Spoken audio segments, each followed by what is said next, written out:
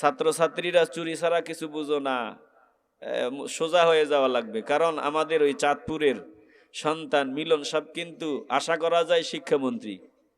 তিনি যখন মন্ত্রী, এবার ভুলে যাও নকলের কথা, পড়াশোনায় মন দাও, পড়াশোনায় মন দাও। এখন তো আমি আরেক টেনশনে আছি, যেই ছাত্র পড়াশোনা করবে না, শুধু রাজনীতি নিয়ে থাকবে, ও তো আবার ওর বিরুদ্ধে লাগবো।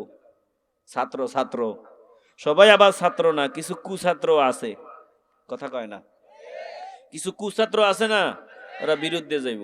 তো বিরুদ্ধে গেলেও সাবধান, সাবধান। জায়গা মতো এখন চলে আসছে, আমাদেরকে পরিবর্তন হতে হবে। মোবাইল ফোন থেকে দূরে থাকতে হবে, ইন্টারনেট থেকে দূরে থাকতে হবে, নয়তো দাখিলের গণ্ডি পার হওয়া যাবে না, এসএসসির গণ্ডি পার হওয়া যাবে না, এখানে এসে শেষ। কথা কর না কেন? কারণ চুরিদারি করে সামনে আগাবার রাস্তা আশা করা যায় বন্ধ হওয়ার পথে। আল্লাহ কবুল করেন, একটু জোরে বলেন না আমিন।